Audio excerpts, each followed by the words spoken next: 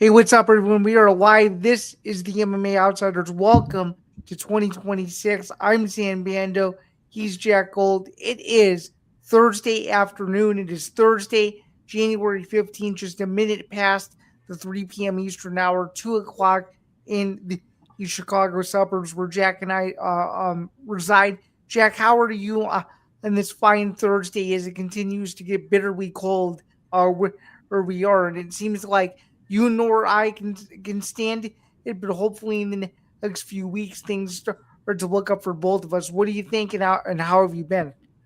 I want the cold, baby. I want it to be as cold as it's ever been this weekend. I don't care. We had a nice 50-degree sunny day 2 days ago, and it was a wonderful surprise for January. But with no MMA on, and I'm happy to be finally back, Bears football has been taking over my mind, and it has been keeping me through these dark times without the MMA. But I want these LA Rams to come into Chicago shivering. Yeah, it's been fun to know that our NFL team is still alive for the Super Bowl, at least going into this week. But we're not here to talk about football. Unfortunately, we're going to save that for football forecast later in the week. We're to talk about some fights because we are under 10 days away from the first UFC event on Paramount Plus. It is UFC 324. But before we get into all the, apparent mess that's UFC 324, do you want to talk about this new Thursday hour-long format and is kind of what we have going for the vision and mission that is 2026 of the show as I go through the particulars?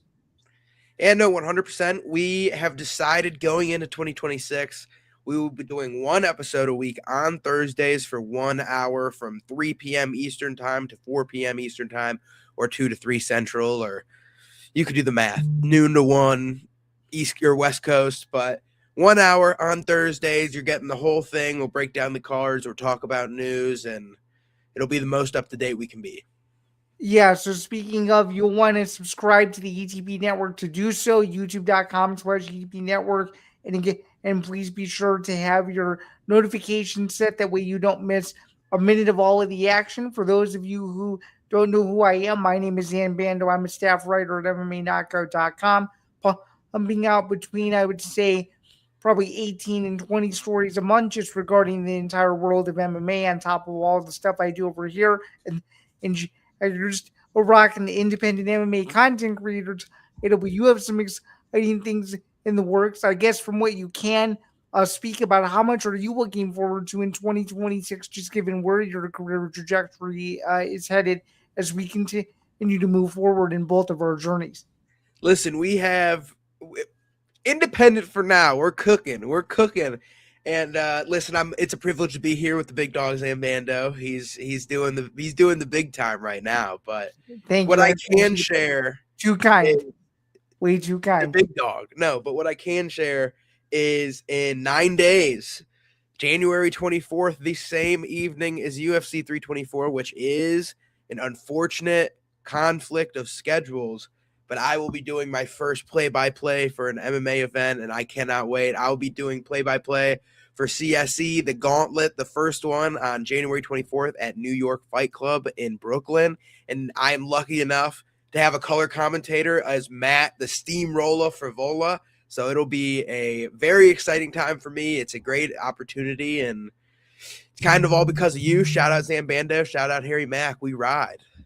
Well, I greatly appreciate it. The Harry Mack interview is awesome, and I'm very, very much looking forward to seeing what you can do on the mic because dominating the microphone is a whole lot different than, I guess, dominating the Instagram algorithm, even though you kind of got to go into every single thing you do in this industry with the same attack like mindset. From just being in the space for the short amount of time that you have. So I have no doubt whatsoever that you will kill it on that broadcast, and I'm sure the fights on that particular event will be tremendous. Before we move into the topics, though, is there one fight that you are most looking forward to calling, and if so, what should fans expect from the event overall? If they're interested in maybe peeking their head in while they're trying to stay, stay level headed when it comes to the UFC return fever, given that that's what 99% of that evening is going to be consumed by. Listen, I think It'll be earlier than the UFC card, so if you got nothing going on, it'll be on Chiller TV. It's an amateur card, so it's mostly, if not all, amateur fighters, but they're some of the best amateur fighters in the world. And I think the one I'm most excited for, the guy that I keep hearing about, it's going to be the featherweight title bout, the main event. It's Ilhamov versus Mr. Small. I think Ilhamov, I keep hearing about this guy. He's supposed to be that he's 4-0. He's gotten the title shot. I believe he already has a title. So I'm very excited to see what the guy's capable of.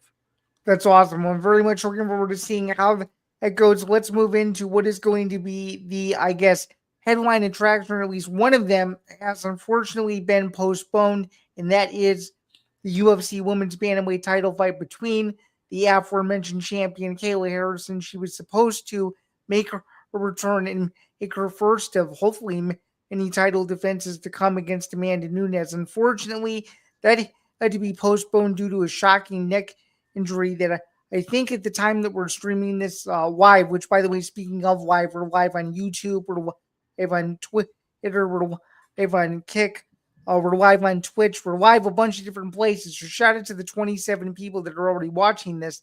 But just your 2 cents. Were you surprised when you saw this reaction, and what do you think of the UFC saying that it is postponing this fight other than moving on and trying to find Amanda Nunes a new opponent on under 10 days notice? Because I'm going to be honest with you, when we were texting about this off air, when I first saw that this fight was canceled, and I first saw who initially broke the story, some random paper out of Massachusetts, I didn't think it was real. I don't know how you felt until like it really started to come out. But this is definitely a shock, and this is definitely a blow to a Paramount card that they seem to really, really stack the deck at the top of the card, which means that now, given all the reshuffling, which we're going to talk about in a few minutes here, there's even more pressure on this card now, and I think there was maybe 48 to 72 hours ago. What do you think? I agree. Like, I think here's how I felt. My biggest thing, and just from my experience grappling, pardon my language, these motherfuckers' necks have to be so strong, because I grappled Eduardo Pena for 90 seconds. My neck's sore for the next 2 weeks. You know what I mean? And he barely did nothing. Absolutely.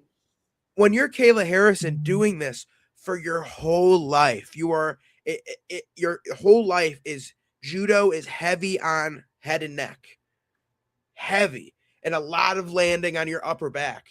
And it is just, eventually I feel like the time comes where if you use your neck like that, it's gonna get hurt. Like, you look at these heavyweights, look move like in their heads, and it's because they had to fuse their neck. And what I'm hearing is that Kayla had a herniated disc. Oh wow, okay.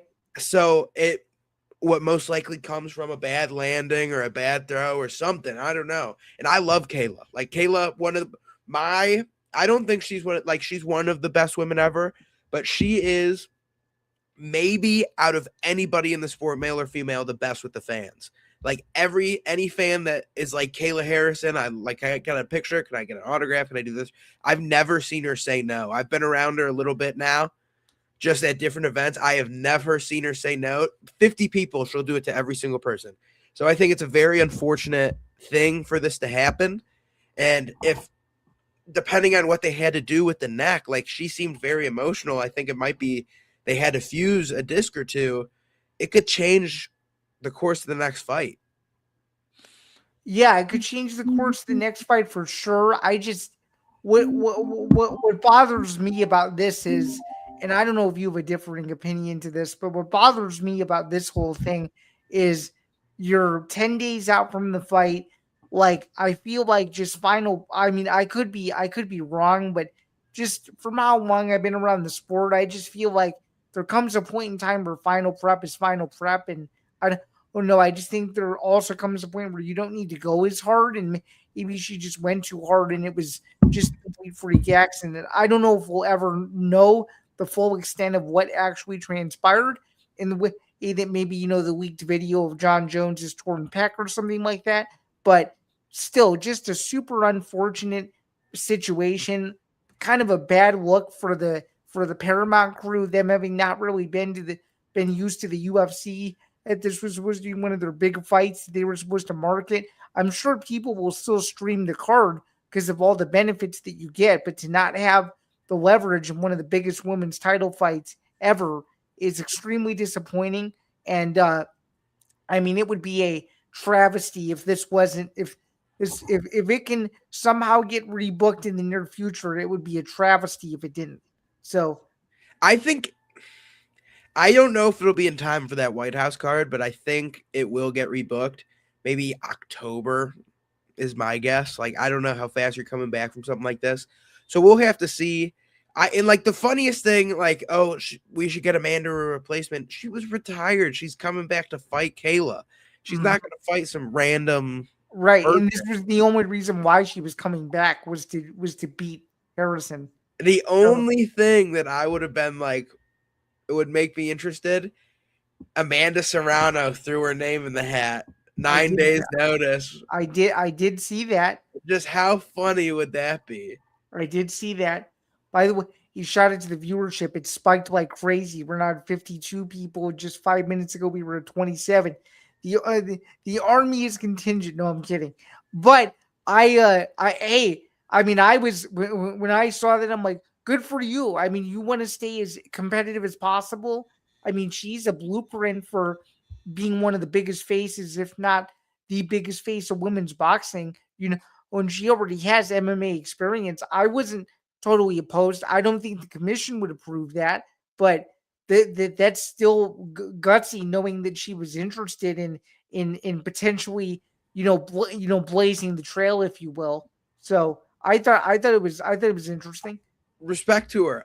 It would have been a good spectacle, and I could on the first card for the first Paramount card, like that would get some extra eyes on it. I bet you, because bunch of people watch Taylor versus Serrano. I mean, I think the big issue, Jack, with that, and it's something that I don't see a lot of people discussing, so I'm going to bring it up here. I think the big reason why that fight wouldn't happen is because of Serrano's relationship with Netflix.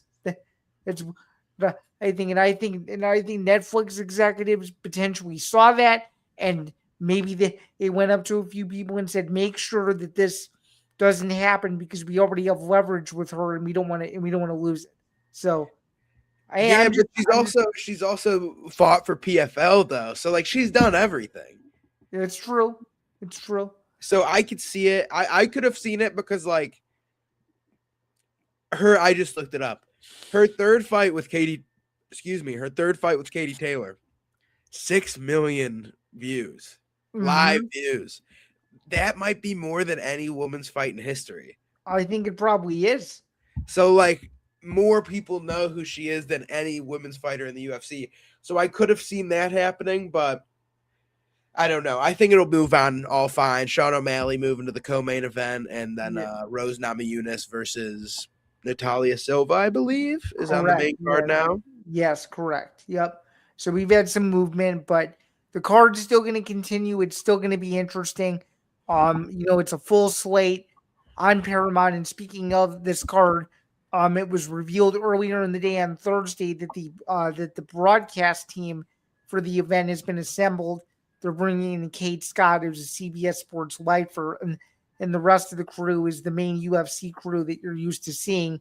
Are you excited for the broadcast panel to have some familiarity to where it'll feel like a UFC production and it won't feel as CBS heavy maybe as what some people have expected? Or do you think that this is just another strategic business move because they know they want to keep things symmetrical?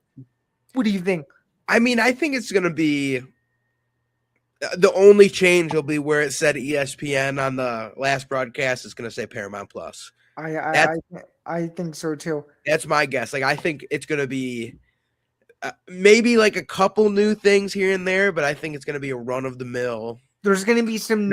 My prediction is there's going to be some new replay swipes that we've never seen before. I agree. Well, I've been seeing this thing going around on Twitter for the event. It says multicam. Yeah. So I wonder By what the that. way, it does exist because I did open the app, and the first thing I see under the UFC section is the multi-cam feed. And by the way, you may not know this, there is, and this may be breaking news to some people, and I'm not sponsored by Paramount, but if they see this, I can get all the credit. There is one continuous stream, my friend, for the entire card. So you don't have to switch feeds. You don't have to do any of that. Hey, you just turn it on, and the whole thing goes all the way through. It feels like you're in the arena. I'm just saying. I like that. I like that because if it's gonna cost $1,000 to bring you and your friend or you and your girl or whatever to go to an event, you better make the production good. Like NFL, you can't go to the game. Guess what? The best seat in the house is at your house. So it's like you're cooling. For the most part, I think the UFC does a good job, but They do a great job. They do a great job. So I'm excited. I thought you'd find that interesting. But yeah, if you don't have Paramount Plus, subscribe. You're going to need it. It actually saves you a crap ton of money to watch every UFC. I'm excited to start using it. I'm just praying and hoping to goodness. And I hope you're praying to goodness too. Please, can somebody, if they haven't already gotten in somebody's ear, please just eliminate the commercials and make it like Fight Pass. Because if they eliminate the it's gonna commercials be on things, commercialed up. It is gonna be commercial city unless you have the elevated package. which I do. And hopefully it should be good. I hope so, man. So speaking of the product and speaking of the business, Ariel Hawani went on an 18-minute rant the other day discussing what he thinks is Dana White essentially being checked out of the entire business of the UFC and the entire business of MMA. I went on about a 6-minute rant essentially saying how Dana White actually is justified in his discontent because I think he feels that the business is so big that they don't even really have to sell the fights anymore. But because I haven't heard your opinion on anything that Ariel said, I'm curious to hear what you think. And I'm curious to hear if you think that this is simply just a grudge because him and Ariel will never be on good terms and they haven't been on good terms for a decade. So Dana's the best. Dana's my favorite. Dana, you can do whatever you want. Please give me a job. Wait, you can leave. And now I agree. I think he's fully looking at Zuffa boxing. He does not give a fuck about the UFC right now. And you can see it. The matchmaking's odd. The announcements are coming later and later and closer to the actual fight dates. The tickets are coming out later and later. The tickets are more and more expensive. It's just the fan experience in person now is being limited to the rich. And that's, I don't want to say that's fine, but that's every sport right now. Like every new stadium is suite based. But on the flip side, it's just like, give us an announcement. Sit in the studio with one of your million cameras that you own that are set up at all times. Go sit at the desk, have it zoom in one person. We've got fights to announce. What up, fight bands? Like he could do it easy, but instead he gets in the little war room and he sets up his phone and he goes, "All right, let's read the live chat." All right. Just so you guys know, we've got Adesanya Pfeiffer for Seattle. All right, guys, that's it. See ya. Like it's just like it's not the best. It's not. Your impression of him was dead on. I thought it was hilarious. It was just he's disinterested. He doesn't care. Did you see? I don't know if you watched it. He did an interview with Robbie Fox about a week or so ago, and to be fair, I like when Robbie interviews Dana a lot. I don't know if I was a fan. He's pretty transparent with it. He will ask the question. No, he is. But this question, I think, caught him a little bit off guard. He's like, so Dana, Colby Covington is whatever in the rankings, and he hasn't won a fight since 2022. Do you and Dana was just discrepancy there? He's like, yep. I agree with you. Yeah, I don't know. I don't know how he's ranked. And it's just like you own the fucking ranking system. Fucking fix it. But I don't know. Fucking give it to the AI overlords like you've been saying for years. Just hand it over. Let them do it analytically. Who gives Okay, a so fuck? if you were the matchmakers right now to fix the mess in every division, as we're sitting here and we have a bit of time to talk about this, what would you do to fix the inconsistent holes that we're currently seeing in some of the big divisions, like lightweight, like welterweight, like Here, middleweight? I'm pulling. I got him up right now. Let me take a gander here. Do you want I to do? think I think a You want big to do? thing Do you want to do a share screen so I can see this too? here. Yeah, I'll share it. I'll share it for the people. Okay. We'll go share screen. Okay. Boom. Boom. Boom. How we looking? I'll pop it up. There we go. We're up. We're rocking and rolling. So I think a big thing going on right now is people who were on win streaks previously and almost even pre-COVID, right? We can look at guys in the let's start right now at flyweight. Okay. We're looking pretty good from champion to number 6. What the hell is Amir Albazi doing at number 6? When was the last time he fought? And he just lost. Right. And to be honest with you, I couldn't even tell you the last time he fought because there's too many fights, my guy. I believe it was Brandon Moreno last 2 Junes ago.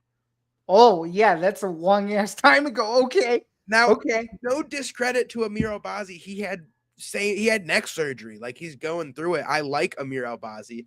But it's just like Wait. If he's going through neck surgery and he's been inactive for that long, why is he still ranked? That's what I'm saying. Like, genuinely, let's take a look. When was Amir Albazi's last fight? Because I don't want to be talking out my ass here. I believe November 2nd, 2024. So a little over a year. Okay. Then before that, June 2023. Okay, that's a long Then in a fight he did not win. Right, and before that, you're gonna go back to December of 2022. This guy barely fight. He did not beat Kai Kara France. So he's on a 2-fight losing streak against the only 2 real ranked opponents he's ever faced, right? Right. So what is he doing at number 6 right now? Like Asu Amabayev, win streak. Horiguchi, I love Horiguchi. Regardless, he should be above him. He's about to beat his ass. Tim Elliott. I don't even know. I don't know. I don't know how he's number 9 either. Dude, just look at his UFC record, which is very inconsistent. And you have back-to-back wins against ranked guys, technically. Like, Asakura was ranked because he lost in the title fight, but he fought for the title. He beat Sue, loses to Mokaev in a fight that he was winning. He was cheating his ass off, but he was winning. Like, he's looking all right. He beat Tagir. Like, I could even understand this, to be honest with you. But number 9's crazy. How is Alex Perez still here? How is Charles Johnson so low? Like, there's just weird stuff going on. I mean, does Loner Kavanaugh really deserve to be top 15 right now? Like, let's be honest here. Like, I can't think off the top of my head who deserves it more. Alan Nascimento, maybe. He just beat he's like, I don't know, man. But like, I think just going through the divisions here quickly. Okay. We did not go through flyweight quickly at all, but we were just flyweight's a confusing division. But like, look at bantamweight. Cheeto clearly shouldn't be number 8 right now. No. Kyler Phillips, how are you number 14? I think everywhere else is good and deserves to be ranked. I don't understand though how Sean O'Malley is number 3. He should be like number 5 or 6. I don't think he should be 3. I agree. I think those 2 losses against Marab are holding way too much weight. I agree. but it's also because he was the champ. Like, even let's go to middleweight and see where Adesanya's looked. I mean, he's still number 6. And he's lost a couple in a row. He hasn't won a fight in almost 3 years. That's what I'm saying. Like, he's number 6. So, like, I could almost understand Sean being 3. I'm a Corey guy, but I think if the only thing I change is flip him and Corey, but I think he deserves to be above anybody else. But I'm going to counter you and say, actually, doesn't it make sense that O'Malley's ahead of Sandhagen, considering that O'Malley was the champion and Sandhagen has never won a title? I guess you're right. So, like, honestly, because my thing is, like, you can't put Song above Corey, and you can't put Corey above Sean. Right. So these 3 are kind of set. These 2 are set. Champ set. Figgy, how are you still around? Eamon, I hate that you're here. Cheeto, get out of here. Mario, he deserves to be ranked. What is David Martinez doing at number 10? I have no idea. What is Peyton Talbot doing at number 11? I like Peyton Talbot, but what are we doing? I don't know. That's a good question. Like Phillips, Font, Martinez, Cheeto, Figgy, like, it's all wrong. Half of the division would get rolled by Jan. You know. That's what I'm saying. Like, you put, like, I would take Sean to beat most of those guys. Are you taking him to beat Song? Yes. Okay, that's your early prediction. That's your way too early pick. What I'm doing this year, I've got to do strategy. Okay. The second I see that big Marcel post, you have in your head, you're like, oh, this guy's gonna win. I'm writing it down then and there, and that's my pick. Okay. And that's how I felt. Sean O'Malley, he gets the job done. Okay, you want to move on and talk about a bunch of the other divisions? Yeah, that's right. Yeah, next up we got featherweight. Yair Rodriguez is number 3. What are we doing? Like, honestly, featherweight's pretty okay. Onama should not be ranked. Ige. I would argue Pitbull shouldn't even be ranked. Pitbull should not be ranked, but he just beat Ige.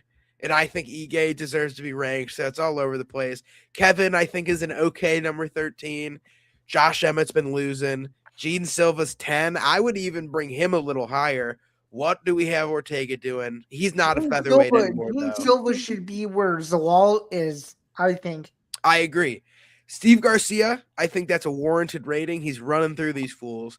He's good. He's good. Zalal deserves to be right around here, 7 to 10. And the only reason why Sterling is number 5 is because he was a former champ in a different division. Let's be real. See, that's where I disagree with you. I think Aljo's doing pretty good now.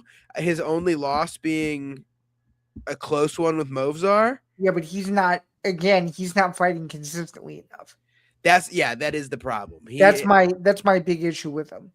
I think one of these days we might have to do a special episode of re-ranking these divisions because they're all ridiculous. And speaking of Ilya, because you just scrolled past it, it looks like they're not going to strip him no matter how long his marital struggles go on for. So I think this division is pretty stagnant at the moment. Cooked. But like, even looking at here, like, lightweight is okay. I like that Ziam's ranked. Huffy's questionable. Manuel, it's okay. Michael Chandler should not be ranked. What are we doing, Chandler? He hasn't won a fight since May of 2022. I love Beneil Dariush. Come on. Hang him up, cuz. We've got Hanato Moicano. And then these guys all are fine. Whatever. Welterweight, thank God for welterweight. Get 14 and 15 out of here. Colby Covington should not be number 14. Covington and D-Rod, get out. Everybody else, you deserve it. You're cool. Middleweight. Roman, I hate Roman DeLizzi. Get out of here. Paulo, you're a light heavyweight. Get out of here. I know you do. Everything else is pretty all right. Light heavyweight. Come on. Like, is there my thing, like, looking at the bottom of these rankings? The only reason why he's ranked is because he destroyed Anthony Smith. But who hasn't? Like I John know. Jones, he's the only one. I know. It's just like but like if you were like who's better, I'd be like I don't know. Like that's the problem with that division. And where's heavyweight at? Right here. Come on. What is this? Ty, I love you, my spirit animal. Get out of here. Like Mick Parkin is 13. Really? but Really? again, it's like one of those things where it's like who's better? Like who would you put ahead of him? Like I would like to see Mick Parkin versus Walter Walker. Is this really are we living in the twilight zone? Is this really how bad the heavyweight division is right now? Literally, we thought Delia had some life before he got sparked out by Waldo. Like for real, Gilton can't fight. Like we have 5 eligible heavyweights. Like who is Waldo fighting? Derek Lewis? Like what are we doing? In Houston, I think.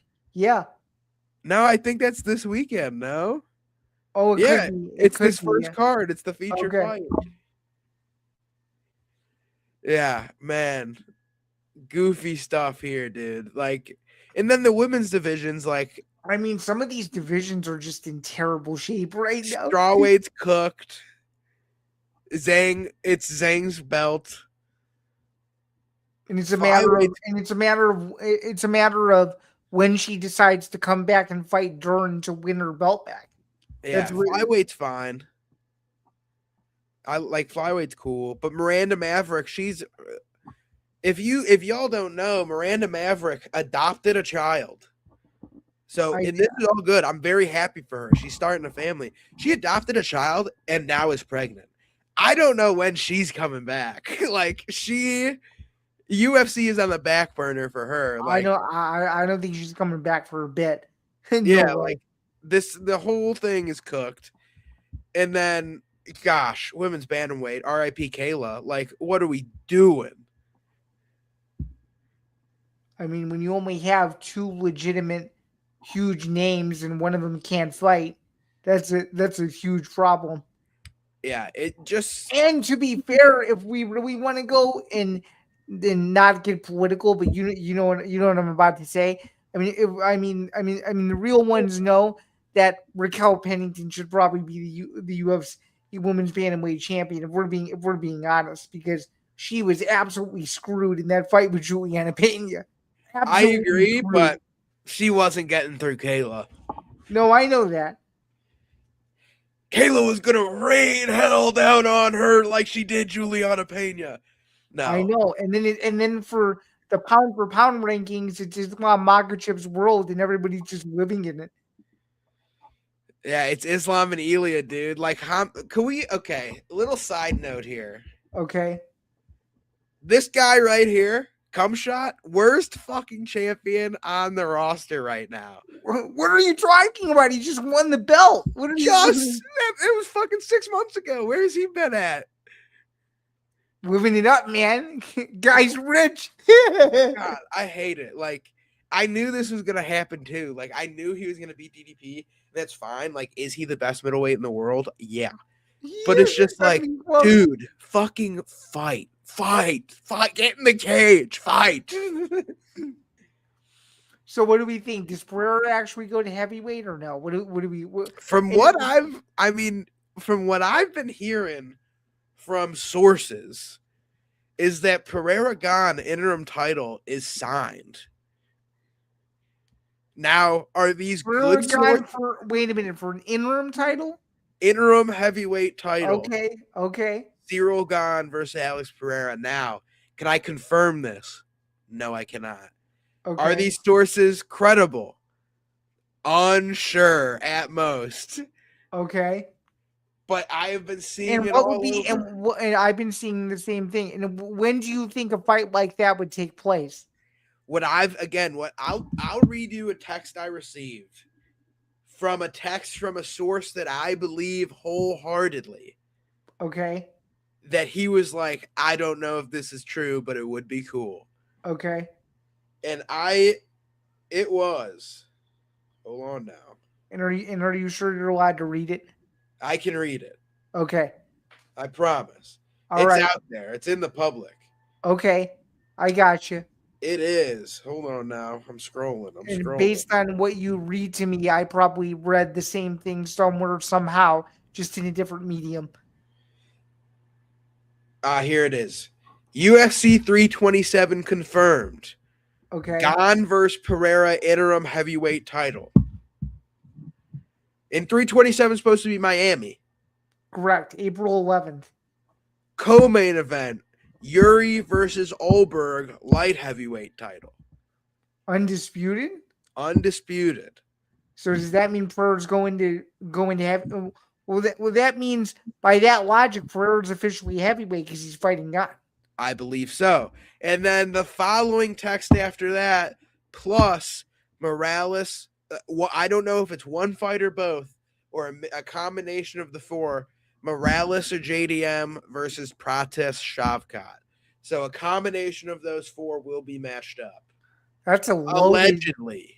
That's a loaded April 11th card, if true. That is. And typically they are loaded. So I don't know if I believe the double title fight, but you believe that Pereira is vacating the light heavyweight title to have Yuri and Alberg fight for it.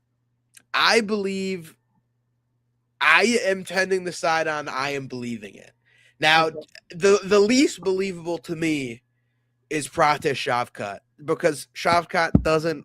I like the guy. The guy, and I don't know if Shavkat is fully 100%. He doesn't fight because he's hurt all the time. Well, no. But do you remember that other rumor from that? I don't know if it was a rumor or a full report that Swedish outlet from November or something that alleged that he was going to be out another year until 2027. Dude, I have no idea. But what I do believe is they want to make JDM versus Michael Morales. Okay. And I could see them making a combination of either Morales versus JDM versus Prates. Now, I tend to believe they would be more willing to give the title shot to Morales than Prates off rip. Really interesting. But I think it's going to be Kamaru. It's always going to be Kamaru. and why? And just because of the Ali special, dude. It's the Ali special. Yeah, Kamaru and the name, legacy, and prestige, which is so dumb because now we're only counting, and this is no disrespect to Buck. I'm a big Buck guy, but I don't know. I just feel like they're putting too much weight on that one win, and I think that's kind of bogus. I agree, and it's one of those things where it's just like Morales versus Islam is very fun and interesting. Right. Because we don't know. We don't know what's happening there. JDM versus Morales, awesome. JDM versus Prates, awesome. Prates versus Morales, awesome. Give me 15 rounds of that. But I think Morales, I think everybody knows subconsciously JDM's not beating Islam. I was a big JDM believer, but after that fight, holy moly. Prates ain't beating Islam. Who are we kidding? No way. Morales is the one where we're like, who knows? He might be able to do it. Now, what do you think this means for Ian Machado Gary? Is this him playing the waiting game now? Like, what are we doing? Dude, we haven't even addressed the elephant in the room, my guy. I know, Ian Gary. I am so conflicted because I watch him fight and I'm like, God, he's good. And then I hear him in some interviews and I'm like, yeah, he seems like a cool guy. And then I see him on the shit he posts and the website he makes and the videos he makes. I'm like, God, this guy is such a loser. But I can't blame the guy for having balls of fucking steel. He beat Prates. He beat the fuck out of Prates. Prates almost KO'd him, and it was glorious. You sure that did. Was around domination. And Right. he only lost to Shavkat, which, like, come on. He did lose, and he's dying on that hill, and he hasn't fought in forever. He Oh, beat and MVP. also, which doing wrong, I like Gary, but the narrative that he like went like 25 hard minutes with him is just kind of I don't know. It's a little bit So out there. silly. Bro, he lost like 4-1. I know. But, like, it's just so. I would love to see Ian Gary versus. I don't know. Like, that's the thing, right? Because if you put him against Michael Morales, I want to see. I want to see. Can I tell you what I want to see? yes, please. I want to see Ian Gary versus Leon. I would love to see that. I think if any of them deserve a title shot, give it to Ian. Like, if I were to be like, get Kamaru out of here, Islam, you're fighting a new guy, I would be like, this is your time to shine, Ian. Go. Because This is because, and you're right. This is his one shot to do it. Because if we think about it, Shavkat is, until we hear otherwise, is essentially out of the picture. So out of the picture, it's Ireland versus Russia part 2, kinda. He talks crazy shit, but mostly because if you put him against Michael Morales, he's already beaten Carlos, so take him out of the equation. in a crazy fight. By the way, one of the best fights of the entire year last year, bar none. Agreed. And then if you put him against JDM, like, is he going to be a minus 200 favorite? Like, I think Ian kind of schools him. Like, I love JDM, and I love the way he boxes, but Ian is just so fast and elusive. Right. Exactly. And then you put him against Michael Morales, he might just ruin Morales. I like having a fun prospect. So it's just like, I would rather have him go now. You get the title shot. You've earned it. Let Morales fight JDM or protest. See what it's all about, because then we have someone fun in the wings. And then we'll see what happens. Well said. So before we move off this, given that we have 15 minutes or so left, it's January 15th. By April 1st, Jack, what do you need to see from the UFC to feel like, okay, going into the summer, the three letters are actually in a better spot than what they were to begin the year? What do you need to see to feel validated that the UFC is in a good spot because of all the uncertainty?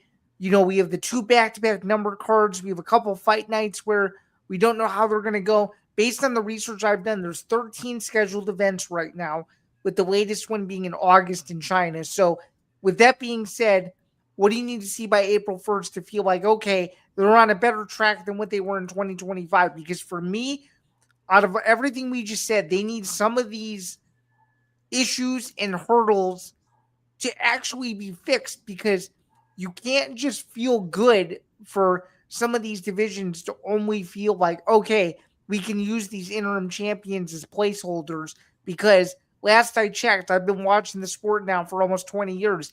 Interim champions don't build stars, undisputed champions do. So I'm as a longtime follower and consumer of the sport, I'm concerned that we don't have enough clarity in some of these key moneymaker divisions, and I think that low key sucks. So this might be a controversial take, but I think you'll agree. Okay. The fighters, right? A lot of these new champions, there's new money in the sport at the top of the sport. The sponsorships are different. The pay is different. And people like to talk about the fighter pay narrative for the 1%, 2%, and 3%. A lot of those guys are cooking. That's what I'm saying. So it's everybody else. I feel like a major problem that's happening, and shout out to Volk, because he's the only one who didn't give a fuck, and he's the coolest guy because of it. It's straight up, these new champs, everybody complains about fighter pay, and I agree, the lower level fighters deserve a little bit more. But the problem with doing that financially as a business, you pay more, the incentive to actually fight is less. So when you have guys like Ilia Topuria, Hamzat Chimaev, Alex Pereira, who, respect to Alex, he scraps more often than most. It's just like Izzy, another guy who, like, big respect to him, he gets out there and does it. But like Kamaru, these guys who have made their money, they're just like, we don't need to. We don't need to fight right now. You're doing it on my time.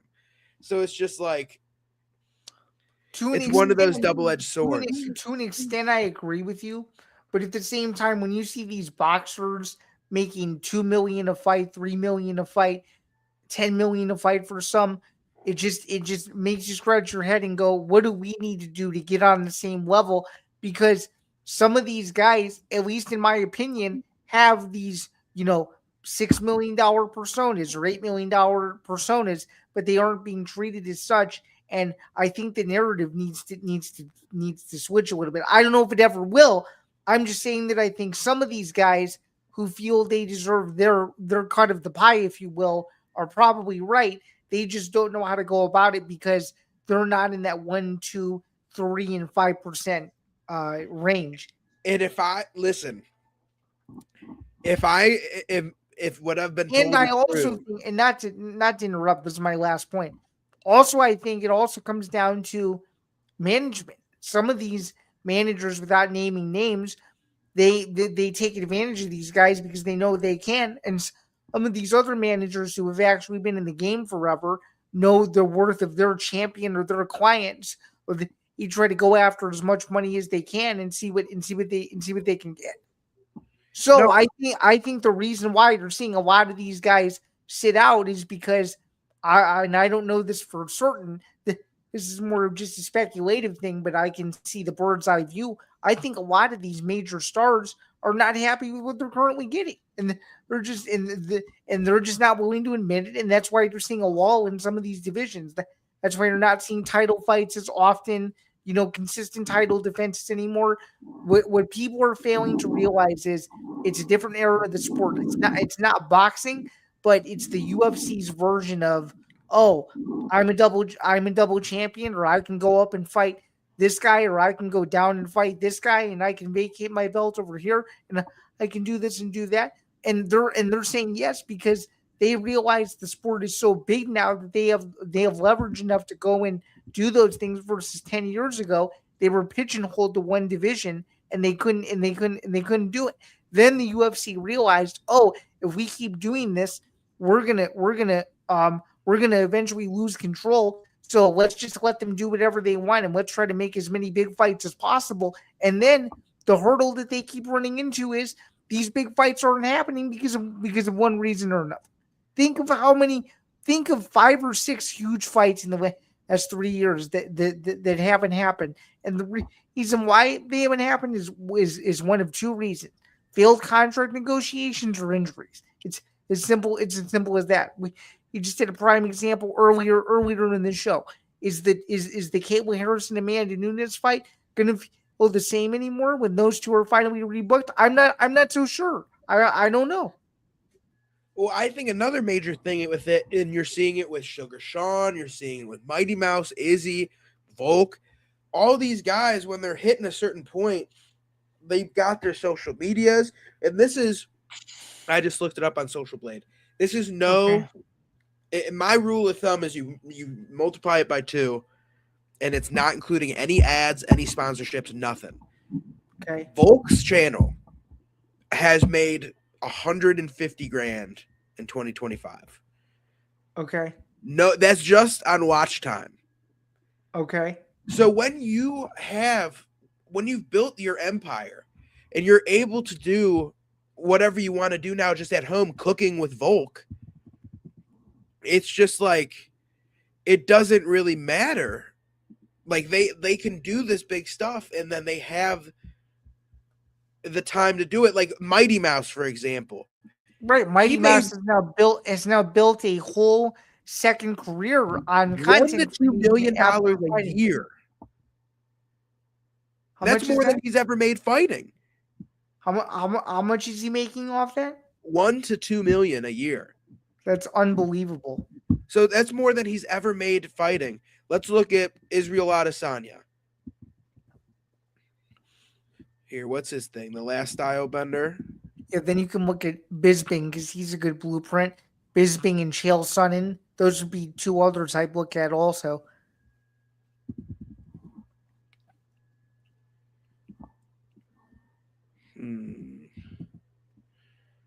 I cannot seem to find it.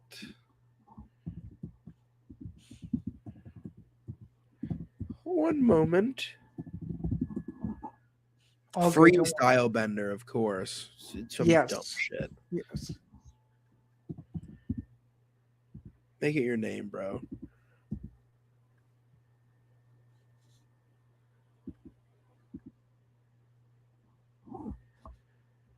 Israel Adesanya. Freestyle Bender. Boom. Boom. Okay. He's made around $500,000 last year with no sponsorships. Like, Interesting. and I'm sure the sponsorships are where the money's at. Oh So it's yeah, I'm sure he's getting paid big money for appearances. Oh yeah. Oh Bisping yeah. made around 200K. Like Chael Sonnen. Let's see Chael. I bet you Chael's been going crazy. About 400. Like he's going nutty. Yeah, and then obviously Chael has other like money from his fighting career, and I'm sure he's done very well because now he's an analyst. So I mean, Like these guys are doing so much better for themselves during fighting. Like just while yeah, which is what people forget that they have other stuff outside of fighting that makes them money too, because they realize that their name on their own is a brand. It's as simple as that. Sugar Sean, active fighter, $1 million this year. Or not 1 million, 500K. A million Okay. subscribers. Okay. Like that's active. That's active fighting. He makes as much making videos talking about fighting as he does every time he fights. Yeah. Well said. Which is why he said after those Marab losses, I'm gonna kick back and just worry about kicking YouTube for a while. And I don't blame him. And kick the donations, like the money that these guys are getting if they're streaming, if they're doing any of this, it's ridiculous. Right. Right. 100%. 100%. So that's kind of a nice segue into the final couple of topics as we have a few minutes to go. The PFL had a few recent announcements. Obviously, obviously we had Rick Cepho leave the company, and then we obviously had Pete Murray leave the company as well. And then they just announced PFL Pittsburgh, which is a pretty good main event in March. I guess how do we feel about the current state of the co-leader, if you will? Because I think it's in a very, and this is no slight. We obviously know people over there, but we got to be brutally honest on here. Let me just say this: unless major changes happen, my guy, it's a shell of what it used to be. What do you think? Here's my thing, right? I think there was a lot more hype for PFL 3 years ago. Like it meant something. Where now we all are like, haha, it's kind of a joke because they're running out of money. But I would argue that these cards are better than any card they've given us in the last 5 years. Like, I agree. I think the talent level has gone up. The production level is very wishy-washy. But they're 5 years too late to changing it. Like how long? All of 2020, all of 2021. It's like change it to a regular freaking thing. But Bellator was around, so they had to be different. Then they bought Bellator and tried to run two different things. We always knew the tournament wasn't going to last because they got 150 new fighters. There's only 10 fighters per weight class on these cards. So what? Half the card is going to be showcases and then tournaments. Like Bellator couldn't do it. They can't do it unless it's one night or a couple nights. It doesn't work. So now they're like, okay, we're gonna do it. We're gonna do it regular schmegular. Have good cards on here. They have good stuff. I think it's a little too late.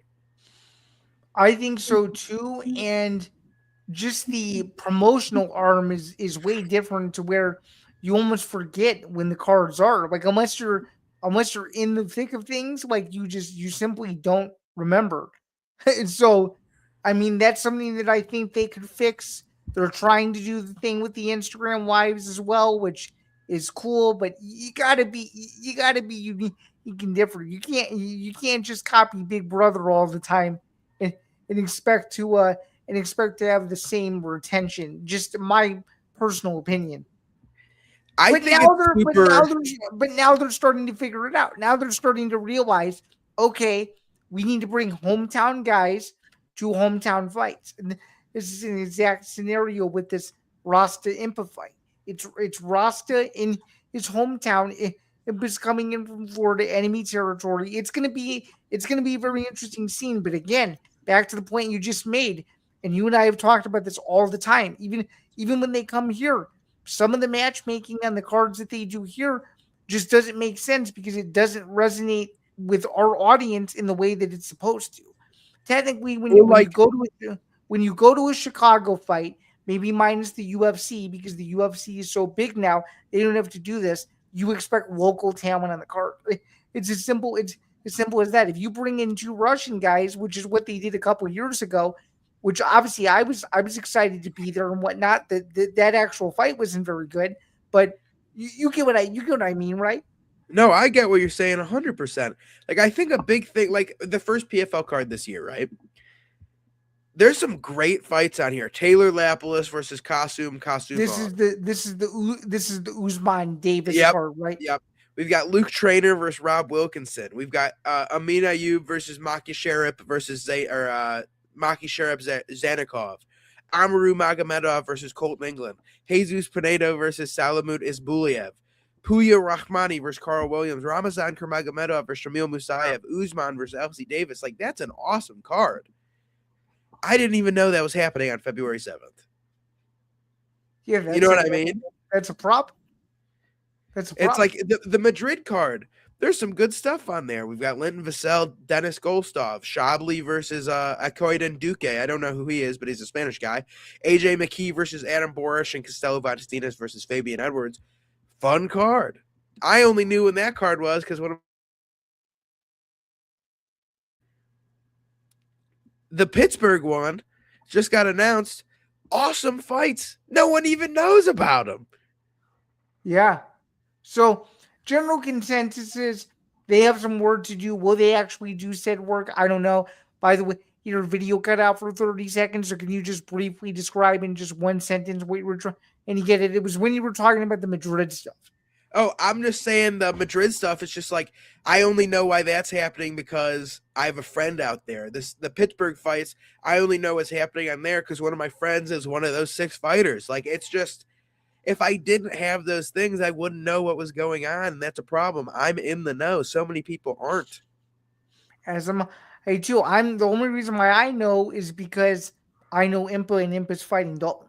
So that's how well I know. I technically know both of them, but I'll admit I'm a little bit closer with Impa. But the same principle. We only know because of outside being, and not because they're blasting it right in our face, telling us who's fighting in Pittsburgh and who isn't. So just something to keep in mind there. And then finally, to round it out, because we only have a couple of seconds to go, or we're not going to get to what I thought we were going to get to. So just really quick, are you happy with the UFC Paramount Plus deal? Do you want to see the library expand up and fired? And then I'll give my 2 cents, and then we'll get out of here.